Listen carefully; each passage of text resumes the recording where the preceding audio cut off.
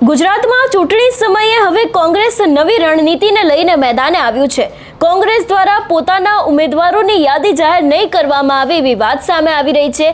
કેમ કોંગ્રેસ આવું કરી રહ્યું છે, રાજકારણમાં કોંગ્રેસની શું સ્થિતિ છે, એ દરેક વિષયને લઈને આજે વિગતે વાત કરીએ। નમસ્કાર, હું હંસિની અને તમે જોઈ રહ્યા છો નિર્ભય ન્યૂઝ। ગુજરાતમાં સ્થાનિક સ્વરાજના જે ઉમેદવારો છે એ લોકોની યાદી ભારતીય જનતા પાર્ટી અને આમ આદમી પાર્ટી અત્યારે હાલ ધીરે ધીરે જાહેર કરી રહી છે।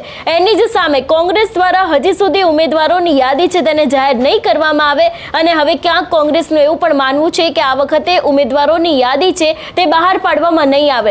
સૌથી પહેલા તો કોંગ્રેસની રણનીતિ શું છે અને કેમ આવું કરવામાં આવી રહ્યું છે એ વિષયને લઈને વાત કરવામાં આવે તો કોંગ્રેસ હવે પછી ઉમેદવારોની કોઈ યાદી જાહેર ન કરે તેવી પદ્ધતિ અપનાવી છે, જેથી કરીને ખોટો ઉહાપો ના થાય। ઉમેદવારોને ફોનથી ઉમેદવારી પત્રક ભરવાની સૂચના આપવામાં આવી રહી છે। હવે ઉમેદવારી પત્રક ભરવાના છેલ્લા દિવસે શનિવારે કોંગ્રેસ માત્ર પ્રસિદ્ધિ માટે યાદીની ઔપચારિક જાહેરાત કરે તેવું સૂત્રોનું કહેવું છે। કોંગ્રેસના વર્તુળોના કયા પ્રમાણે ગાંધીનગરના સદસ્ય નિવાસ સ્થાને એક પછી એક મહાનગરપાલિકા, નગરપાલિકા, તાલુકા અને જિલ્લા પંચાયતના ઉમેદવારો નક્કી કરવામાં આવ્યા હતા।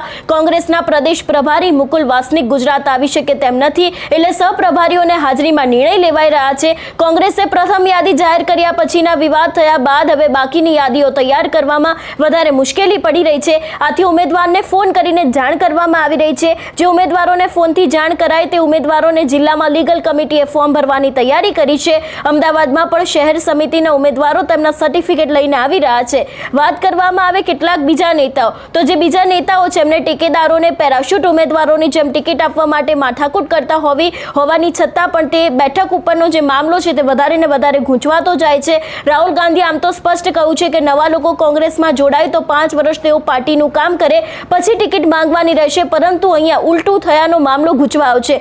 કેટલાક ટોચના નેતાઓ, ધારાસભ્યો તેમના પેરાશૂટ ટેકેદારોને ટિકિટ આપવાની મથામણ કરતા ચાંદખેડા વોર્ડના પ્રમુખનો વિડીયો વાયરલ કરીને સ્થાનિકને ટિકિટ આપવાની માંગ સાથે ચીમકી ઉચ્ચારી હતી।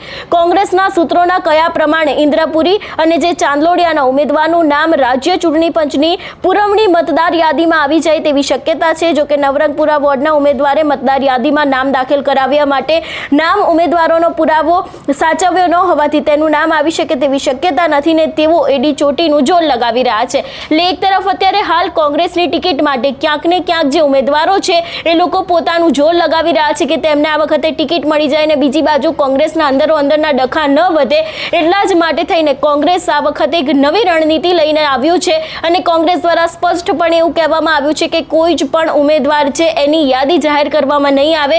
જે તે સમયે ઉમેદવારી પત્રક ભરવાનું હશે ત્યારે સીધી જ તેમને ફોન કરીને જાણ કરવામાં આવશે, જેથી કરીને ઉમેદવારી પત્રક બહાર પડે, લોકોના નામ સામે આવે ને એ બાદ જે આખા વિવાદો થાય છે વિવાદો ન થાય અને જે કોંગ્રેસમાં અંદરના ડખા છે તે ન વધે એટલા જ માટે થઈને કોંગ્રેસ દ્વારા આ વખતની સ્થાનિક સ્વરાજની ચૂંટણીમાં આ એક નવો કોન્સેપ્ટ કહી શકાય, એક નવી પદ્ધતિ કહી શકાય એવું કરવામાં આવી રહ્યું છે। ગુજરાતના રાજકારણમાં કોંગ્રેસની પરિસ્થિતિ વિશેની જો વાત કરવામાં આવે તો આપણે જોતા આવે છે કે કોંગ્રેસ અત્યારે હાલ વિપક્ષ તરીકે મજબૂત થવા માટે થઈને ઘણા બધા કામો કરી રહી છે, પણ એવામાં હવે જ્યારે સ્થાનિક સ્વરાજની ચૂંટણી આવી રહી છે, જે રીતે કોંગ્રેસના જે નેતાઓ છે ને એમાં પણ ખાસ કરીને ઉત્તર ગુજરાતનો તેમનો એક મહત્વનો ગઢ ગણાય છે, એ જ ઉત્તર ગુજરાતમાં પણ અત્યારે હાલ ક્યાંક કોંગ્રેસ દ્વારા ધીરે ધીરે કામગીરી શરૂ કરવામાં આવી છે। બીજી બાજુ આપણે જોતા આવે છે કે જે રીતે અત્યારે હાલ કોંગ્રેસ એક્ટિવ થઈ છે, કોંગ્રેસ દ્વારા પણ જે રીતે ઘણા બધા ભારતીય જનતા પાર્ટી હોય કે પછી આમ આદમી પાર્ટીઓ એમાં ગાબડું પણ પાડવામાં આવી રહ્યું છે, પણ હવે કોંગ્રેસ પોતાના ઉમેદવારોના જે નામની યાદી જાહેર નહીં કરે એવી પણ વાત તેમના દ્વારા કરવામાં આવી છે। જોવાનું રહેશે કે કોંગ્રેસની આ રણનીતિ છે, જે નવી પદ્ધતિ તેમના દ્વારા અહીંયા ઇમ્પ્લિમેન્ટ કરવામાં આવી છે, એ કેટલી કામે લાગી છે અને કોંગ્રેસને કેટલો ફાયદો કરાવે છે। આ સમગ્ર વિષયને લઈને તમારો શું અભિપ્રાય છે અમને કમેન્ટ કરીને ચોક્કસથી જણાવજો। તેની સાથે અમારી ચેનલ નિર્ભય ન્યૂઝને લાઇક, શેર અને સબસ્ક્રાઇબ કરવાનું ભૂલશો નહીં। નમસ્કાર।